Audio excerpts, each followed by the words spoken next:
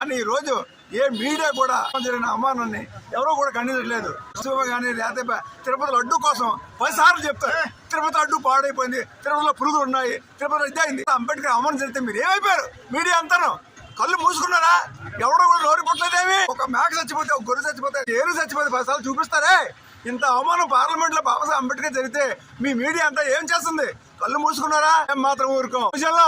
మేము ఏదైనా సరే సాధించి తీరుతాం. మహమ్మద్ సఫ్రా గారు సుప్రీంకోర్టులో కేసు వేయడం జరిగింది. తప్పనిసరిగా SC/ST కేసు అది జరుగుతుంది. వాడు జైలుకి వెళ్ళడం ఖాయం. గుజరాత్ ప్రభుత్వం ఉన్నప్పుడు, హోంమంత్రిగా ఉన్నప్పుడు నువ్వు జైలుకి వెళ్ళావు. మళ్ళీ ఇప్పుడు కేంద్ర హోంమంత్రి నువ్వు జైలుకి వెళ్తున్నావు, వెళ్ళి తీరుతావు. కాకపోతే నువ్వు ఇప్పటికైనా సరే కళ్ళు తెరిచి చేసిన తప్పును ఒప్పుకొని బాబాసాహెబ్ అంబేద్కర్ కాలు మీద పడేసి క్షమాపణ వేడు, లేదా రాజీనామా చేయి. నీకు సిగ్గు లజ్జ ఉంటే రాజీనామా చేయమని చెప్పి మేము డిమాండ్ చేస్తున్నాం. అలాగే SC/ST కేసు పెట్టాలని కూడా డిమాండ్ చేయాలి, బర్తరఫ్ చేయాలా. అలాగే ప్రైమ్ మినిస్టర్ ఆఫ్ ఇండియా కూడా చొరవ తీసుకొని ఆ ఇమ్మీడియట్గా మంత్రివర్గం తొలగించాలని చెప్పి కూడా మేము డిమాండ్ చేస్తున్నాం.